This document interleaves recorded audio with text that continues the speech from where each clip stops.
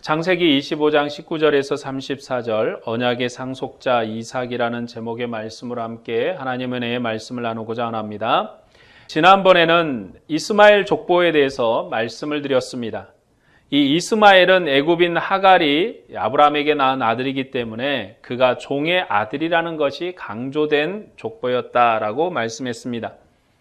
그도 아브라함의 아들이지만 여종의 아들이기도 했습니다.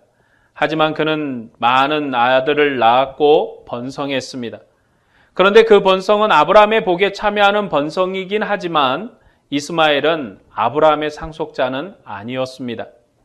창세기에서 누구누구 아들의 족보라고 하는 것은 그가 아버지의 상속자임을 강조하는 형식입니다.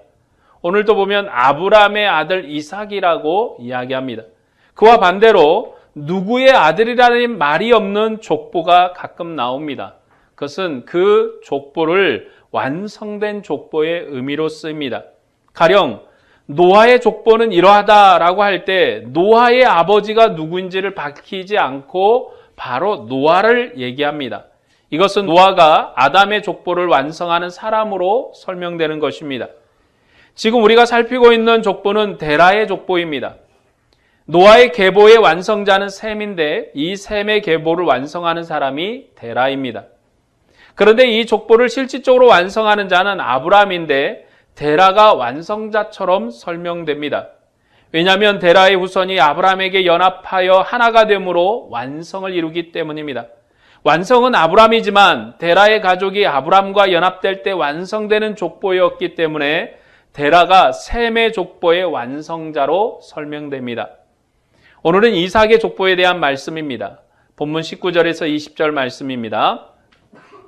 아브라함의 아들 이삭의 족보는 이러하니라. 아브라함이 이삭을 낳았고 이삭은 40세의 리브가를 맞이하여 아내를 삼았으니 리브가는 밧담 아람의 아람 족속 중 부두엘의 딸이요 아람 족속 중 라반의 누이였더라. 이삭은 아브라함의 상속자입니다. 이스마엘은 종의 아들이고 이삭은 주인의 아들로서 상속자입니다. 그런데 이삭을 소개하는 이 족보에서 사라가 이삭을 낳았다는 말을 생략합니다. 이스마엘은 애굽의 종 하갈이 이스마엘을 낳았다고 소개하지만 이삭은 그런 소개를 생략합니다. 이 본문에서 아브라함은 이삭을 낳고 이삭은 40세라는 말로 시작을 합니다. 그러나 이스마엘의 족보는 이스마엘의 아들들은 이름은 이러하고 이스마엘의 아들들은 이름은 이러하다라는 말로 2번 반복을 합니다. 그리고 그들이 12지파나 이루는 그러한 12지파의 지도자가 되었다고 강조합니다. 이스마엘의 자손들은 강성하고 번성해서 아브라함의 복이 그들과 함께한 증거를 보였고 그것이 이스마엘 족보의 강조점입니다. 그러나 이삭의 족보는 그가 진정한 상속자라는 것을 강조합니다. 누가 아브라함의 상속자인가? 바로 이스마엘이 아니라 이삭이 상속자입니다. 그래서 아브라함이 이삭을 낳고 이삭은 40세라는 말로 시작해서 26절에 리브가가 그들을 낳을 때 이삭이 60세였더라라는 말로 그의 상속자 출생을 마무리합니다. 이삭은 40세에 결혼해서 60세의 아들을 낳았습니다. 그가 아들을 낳기까지 20년을 기다렸습니다. 아브라함은 이삭을 낳을 때 25년을 기다렸지만 그의 첫 아들은 약속 후 10년 후에 낳았습니다. 아브라함은 상속자를 간절히 기다렸지만 10년 동안 기다려도 아들을 낳지 못했습니다. 그러자 사라의 말을 따라서 하갈을 통해서 이스마엘을 낳았습니다. 이 이스마엘은 하갈이 낳았지만 그는 사라의 아들로 입적된 아들입니다. 하갈이 낳았지만 사실은 사라의 아들로 입적된 겁니다. 그런데 아브라함에게도 후처를 두어서 여러 아들이 있었지만 그는 사라의 아들이 아니었기 때문에 아브라함의 장례식에도 초청되지 않고 아브라함의 장례식 때는 이스마엘과 이삭이 장례를 치릅니다. 이 이스마엘은 하갈이 낳았지만 사라의 아들로 입적된 아들입니다. 아브라함은 이렇게 10년 만에 아들을 얻었습니다. 그런데 이삭 부부는 10년의 배가 되는 20년 만에 아들을 낳았습니다. 이삭은 아브라함보다 더 많은 시간을 약속을 따라 주실 아들을 기다린 것입니다. 아브라함이 약속을 따라 25년을 기다려 이삭을 낳은 것처럼 이삭도 20년을 기다려서 에서와 야곱을 낳았습니다. 이런 구조를 통해서 강조하는 것은 이삭이 아브라함의 상속자라는 것입니다. 그래서 이삭이 아들을 낳은 것도 상속자의 의미로 아들을 낳은 것입니다. 이스마엘은 아브라함의 복에 참여한 의미로 많은 아들을 낳았는데 힘이 센 아들들을 많이 낳았습니다. 그는 상속자는 아니지만 아브라함의 복에 참여한 자였습니다. 그러나 이삭은 상속자입니다. 그가 아들을 낳은 것도 상속자로 아들을 낳은 것입니다. 그리고 이삭이 낳은 이 야곱은 아브라함 족보의 완성자입니다. 그래서 이 야곱은 12아들을 두었습니다. 그뿐만 아니라 그는 바단 아람에서 돌아와서 아버지 집에서 살았습니다.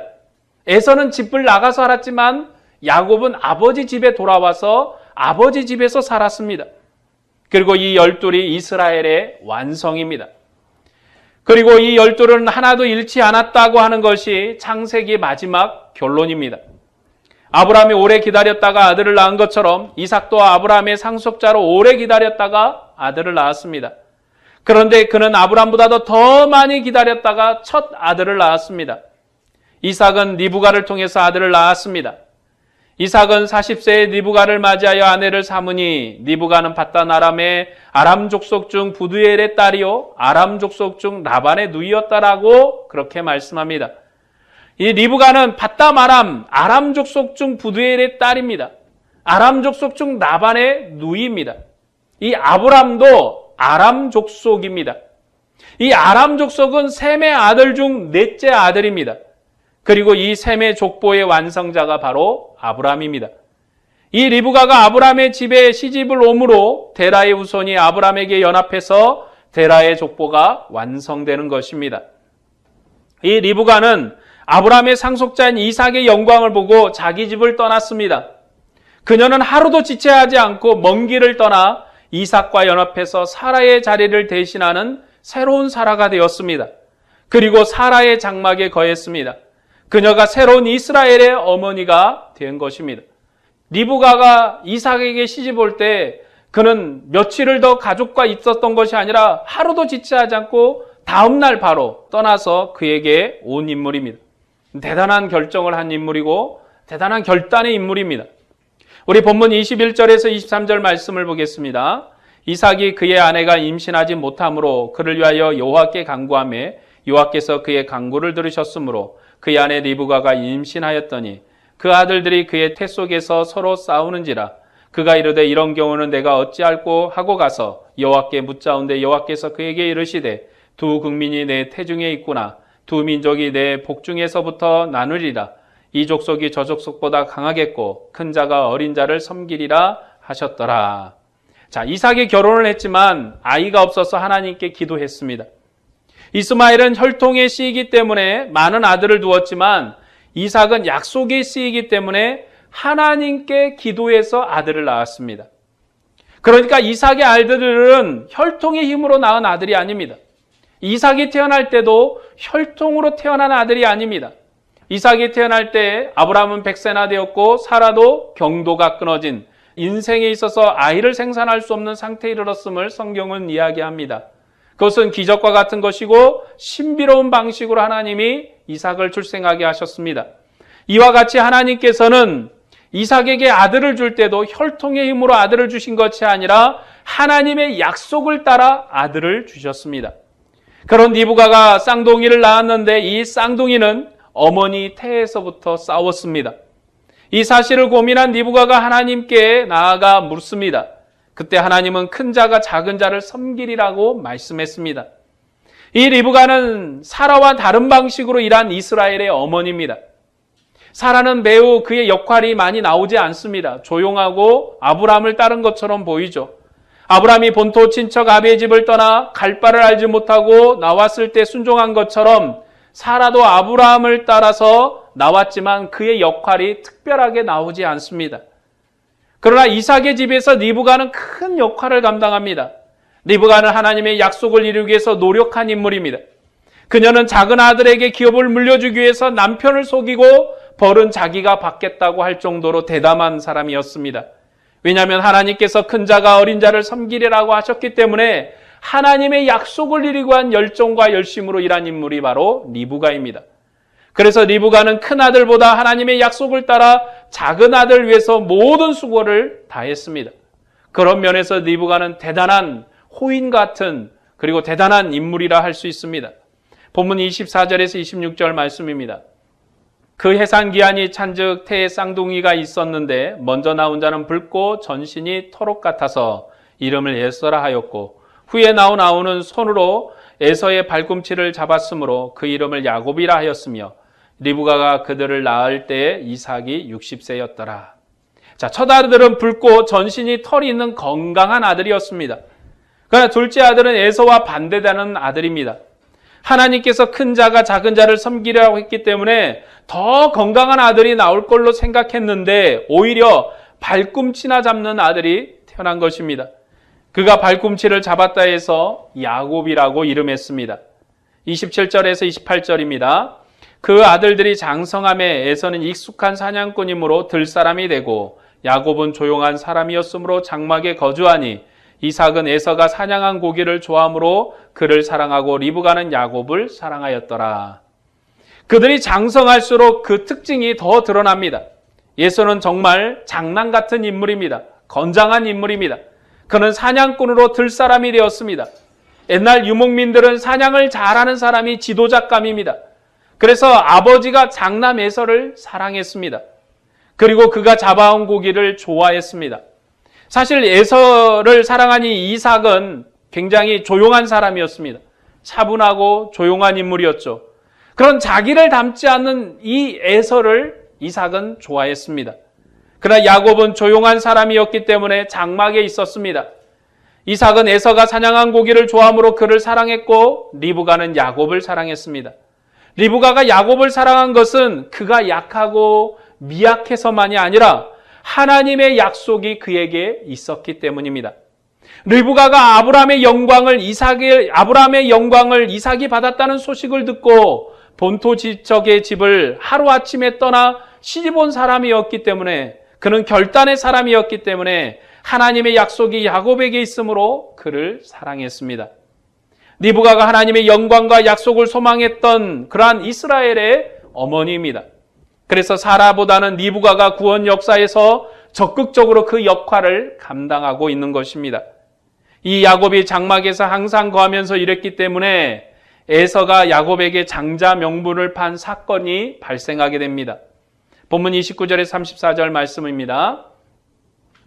야곱이 죽을 수 없는데 에서가 들에서 돌아와서 심히 피곤하여 야곱에게 이르되 내가 피곤하니 그 붉은 것을 내게 먹게 하라 한지라.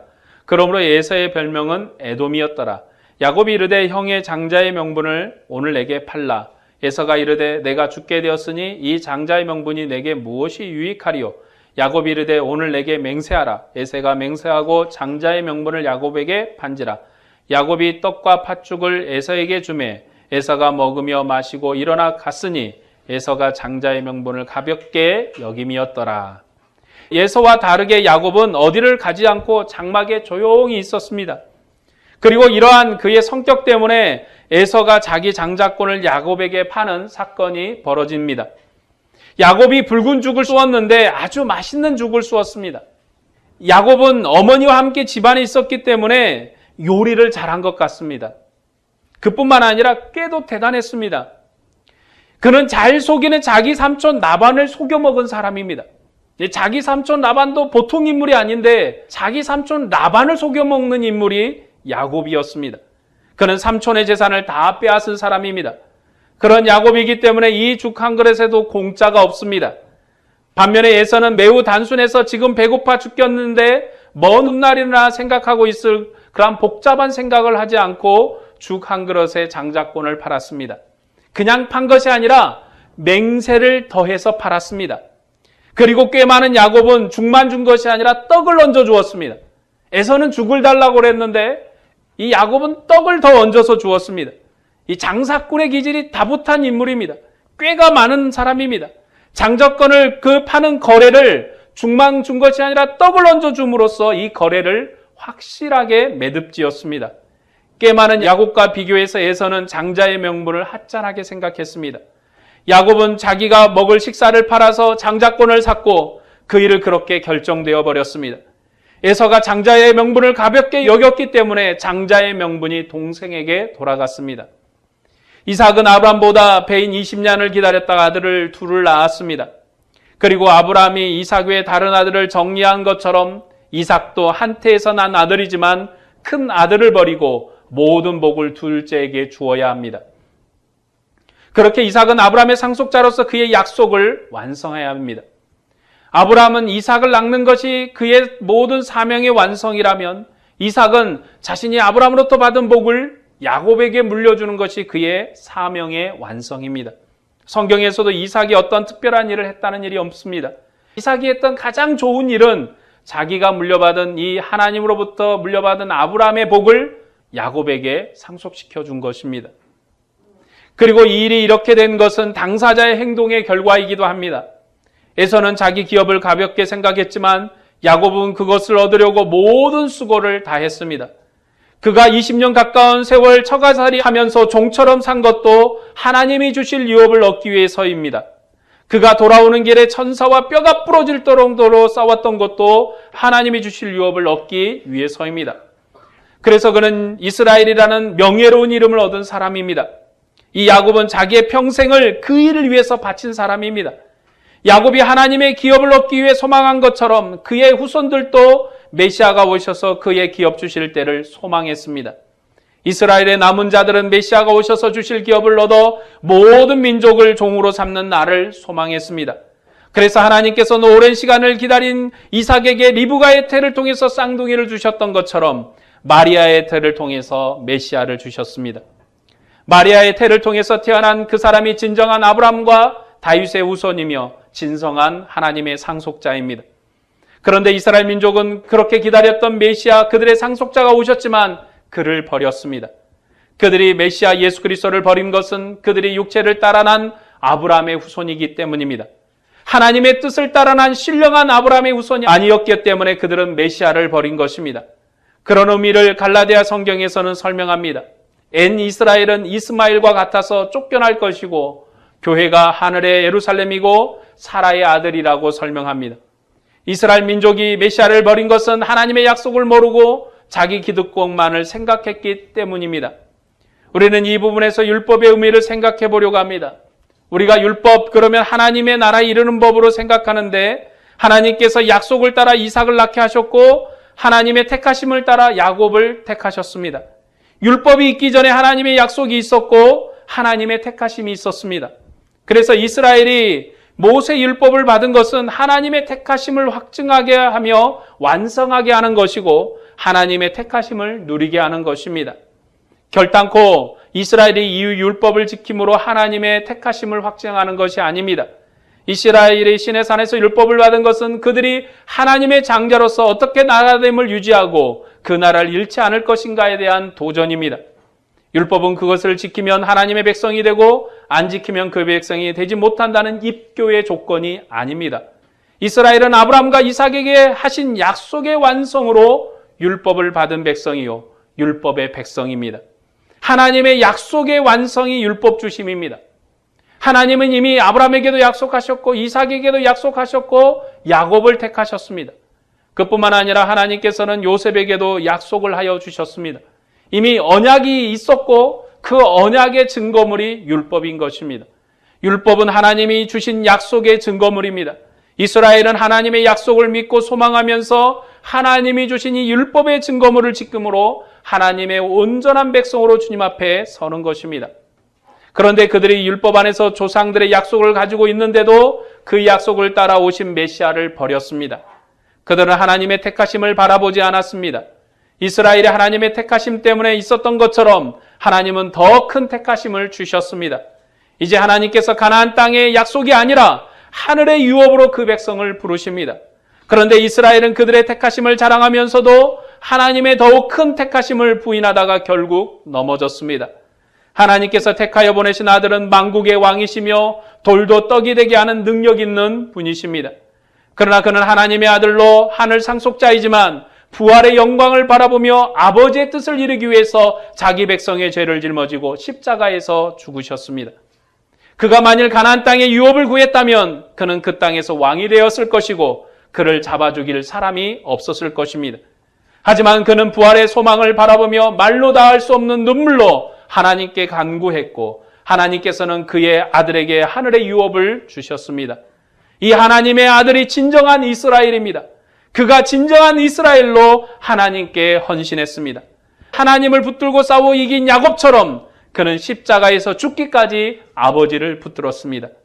그런 그를 하나님은 죽은 자 가운데서 살리셔서 하늘 보좌의 영광을 주셨습니다. 그리고 구약시대 야곱의 후손들이 이스라엘이라는 이름으로 불렸던 것처럼 신약의 교회가 예수 그리스도의 교회로 불리게 하셨습니다. 이 신약의 교회가 그리스도의 상속자입니다. 바로 우리가 그리스도의 상속자입니다. 그러므로 우리는 하나님께서 주실 영원한 도성 유업을 바라보며 믿음의 경주를 다해야 합니다. 그리스도를 바라보고 음행과 탐심을 버리고 영원한 상급을 바라봐야 합니다. 우리는 주님을 따라 믿음의 경주를 다해야 하는 것입니다. 이 경주에서 뒤를 돌아보는 자는 결코 경주에 합당하지 않습니다.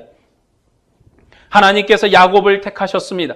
그리고 야곱은 자신을 하나님께서 택하셨다는 교육을 어머니로부터 받았을 것입니다. 그래서 그는 그 택하심이 자기의 것임을 알았습니다. 그가 아버지 집에 쫓겨날지라도, 형에게 죽을지라도, 20년간 종살이 할지라도 하나님의 약속은 그에게 있었습니다. 그는 하나님의 약속을 위해서 모든 수고를 다했고 리브가는 그 약속을 위해서 자기의 생명을 바쳤습니다. 오늘 이 시대 교회가 하나님의 택함을 받은 언약의 상속자입니다. 교회된 우리가 하나님의 택함을 받은 자입니다. 이전에 우리는 약속도 없고 소망도 없이 하나님을 대항하던 하나님의 원수였습니다. 그래서 하나님을 찾지도 않았고 감사하지도 않았습니다. 물론 지금도 세상은 하나님께 감사하지 않습니다. 여러분, 하나님 앞에 감사하지 않는 것이 우상숭배입니다. 하나님 앞에 감사하지 않고 다른 것에 감사하는 것이 우상숭배입니다. 우리가 하나님께 감사함으로 예배하는 것이 하나님께 영광 돌리는 것입니다. 우리의 예배가 감사 예배가 되어야 되는 것입니다. 우리가 하나님께 감사함으로 그를 경배하는 것이고 그를 높이는 것입니다. 지금도 세상은 여전히 하나님께 감사하지 않습니다. 그래서 주님께서 피 흘려 세우신 교회의 초대에 응하지 않는 것입니다. 왜냐하면 세상은 에서처럼 탐심을 품고 하나님의 기업을 가볍게 여기기 때문입니다. 그러나 우리는 주님께 감사하고 기뻐해야 합니다. 어떤 어려움과 고난이 있다 할지라도 주님만을 사랑하고 이 주님의 복음을 세상에 전해야 합니다. 오늘 하나님께서 우리를 주님의 상으로 부르신 것이 우리의 감사입니다. 그리고 주님의 상에서 먹고 마시는 것이 주님과 함께하는 생명입니다.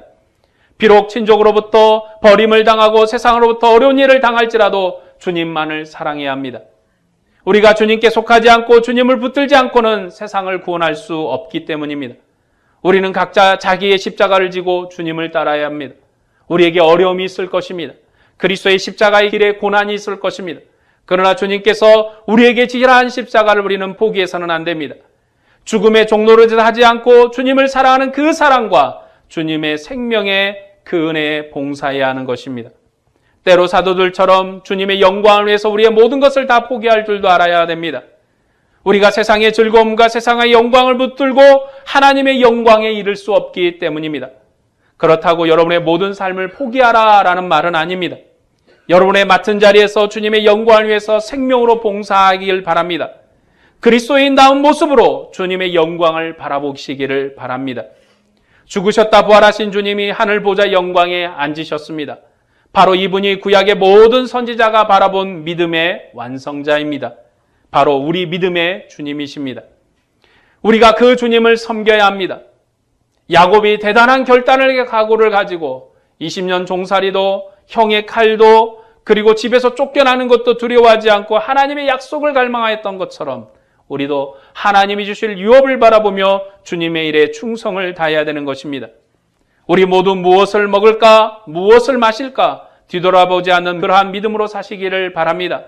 탐심을 품지 말고 오직 영광의 주님을 바라보며 주님을 따라 살기를 바랍니다. 각자의 십자가를 지고 주님을 따라 복음의 길을 걸어가시기를 바랍니다. 우리 모두 믿음의 승리자로 하늘의 영원한 기업을 소유하는 그러한 주님의 은혜 가운데 사시기를 주님의 이름으로 축복합니다. 기도하겠습니다.